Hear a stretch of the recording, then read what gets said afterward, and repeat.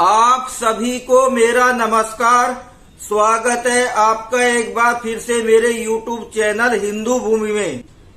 वामपंथियों की मानसिक कुंठा। क्या आपने कभी भी सोचा है कि ये वामपंथी विचारधारा के लोग मानसिक रूप से कुंठित क्यों होते हैं? और आप कहीं भी, चाहे आप इनको न्यूज चैनल पर सुनिए, चाहे आप इनका कहीं भी पत्र पत्रिकाओं अथवा न्यूज पेपर में कोई भी लेख पढ़िए, ये हमेशा धनी अथवा संपन्न व्यक्तियों के खिलाफ बोलते हुए अथवा लिखते हुए दिखाई देंगे। आखिर ये वामपंथी ऐसा क्यों लिखते अथवा बोलते हैं? आखिरकार इनके मन में है क्या? क्या कभी आपने यह जानने की कोशिश की है? नहीं।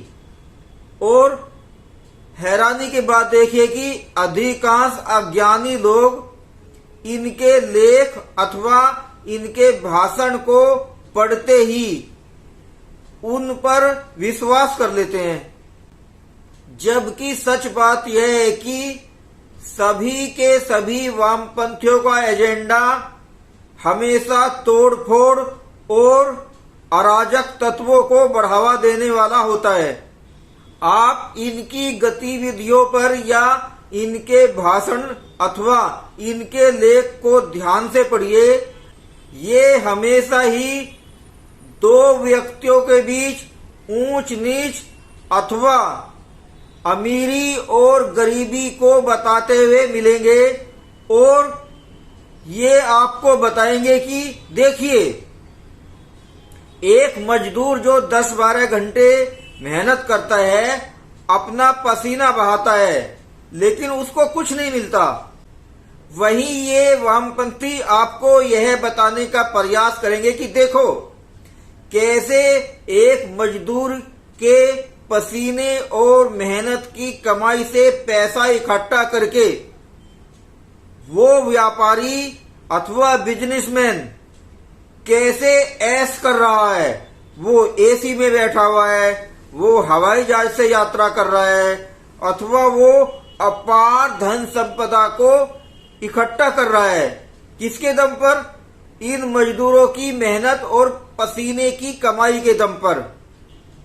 इन वामपंथियों का सारा उपदेश केवल इसलिए होता है ताकि ये व्यापारी, जिसका कारखाना अथवा फैक्ट्री है, तथा मजदूरों के बीच जो उसमें काम करके अपने परिवार का जीवन यापन कर रहे हैं, उन दोनों के बीच मतभेद पैदा करके किसी भी तरह से उस उद्योग धंधे को बंद करना, ताकि मजदूर इनकी बातों में आकर हड़ताल करें, फैक्ट्री बंद हो जाए और उस व्यापारी को वहां से अपना उद्योग धंधा अथवा बिजनेस बंद करके भागना पड़े। इसके लिए मैं आपको 2 शहरों के उदाहरण दूंगा। आप देखिए कि कानपुर कभी एक बहुत बड़ा औद्योगिक शहर हुआ करता था। फिर वामपंथियों की नजर इस शहर को लगी और इन्होंने मजदूरों तथा फैक्ट्री मालिकों के बीच दरार पैदा करनी शुरू कर दी। इन्होंने मजदूरों को समझाया कि देखिए कैसे आपकी मेहनत और पसीने के दम पर वो फैक्ट्री मालिक ऐश कर रहा है, मजे उड़ा रहा है और उसने काफी सारा धन इकट्ठा कर लिया है। आप हड़ताल करो, अपनी मांगे रखो और इन व्यापारी और फैक्ट्री मालिकों को झुकाओ।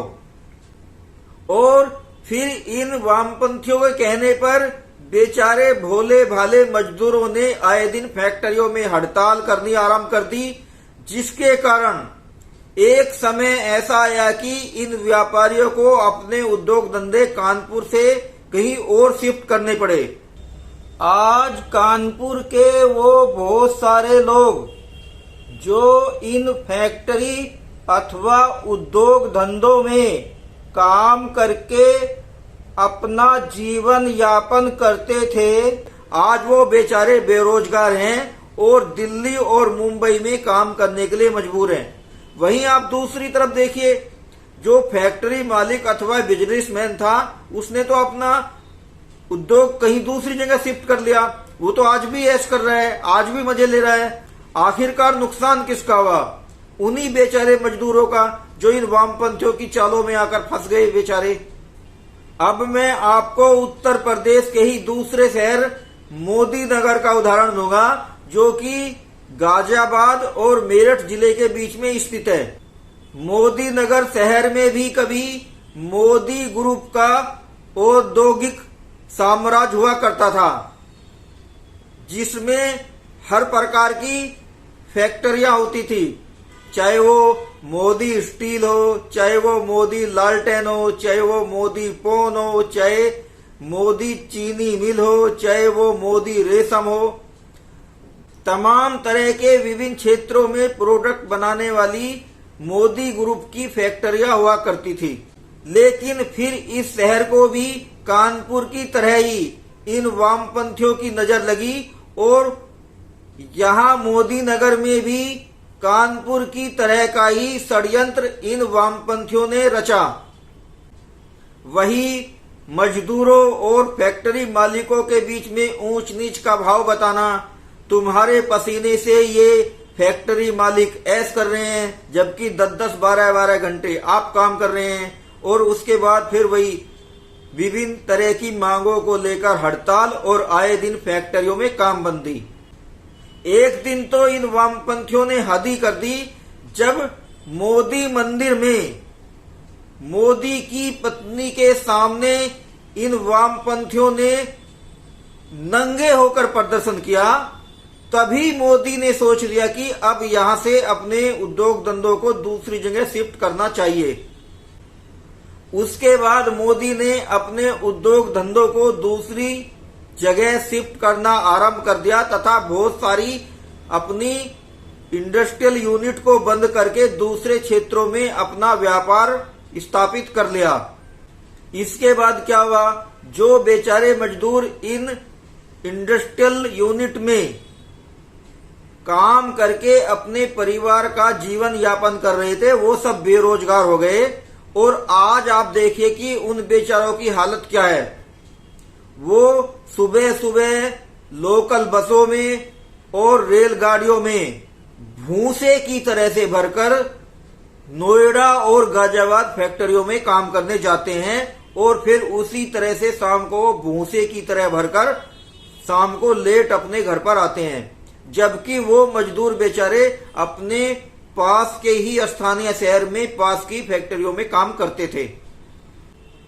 अब आप स्वयं ही सोचिए कि मजदूरों तथा फैक्ट्री मालिकों के बीच इन वामपंथियों ने जो मतभेद और दरार उत्पन्न की, और स्थानीय शहरों में जो फैक्ट्री अथवा उद्योग धंधे बंद हुए, उनका लाभ अथवा हानि किसको हुई?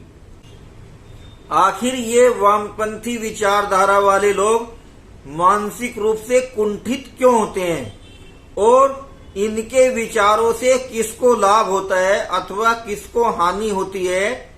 ये अपने षड्यंत्र को बहुत ही प्लानिंग के साथ रचते हैं, और अपने उद्देश्य में ये इतनी आसानी से सफल होते हैं कि इनके षड्यंत्र में फंसने वाला भोला भाला व्यक्ति इनको समझ ही नहीं पाता है।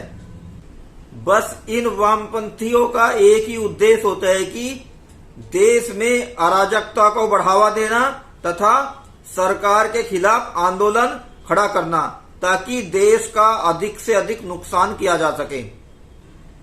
ये वामपंथी विचारधारा वाले लोग मानसिक रूप से कुंठित क्यों होते हैं, यह बताता हुआ मेरा ये वीडियो संदेश आपको कैसा लगा, कृपया करके आप मेरे को कमेंट बॉक्स में बताएं। और यदि ये मेरा वीडियो संदेश आपको अच्छा लगा हो तो कृपया करके मेरे YouTube चैनल हिंदू भूमि को सब्सक्राइब करके जुड़िए, और चैनल को सब्सक्राइब करने के बाद बेल आइकॉन को दबाना ना भूलें। मैं मिलता हूं आपसे एक नए वीडियो संदेश के साथ। तब तक के लिए मेरा आपको जय हिंद, भारत माता की जय।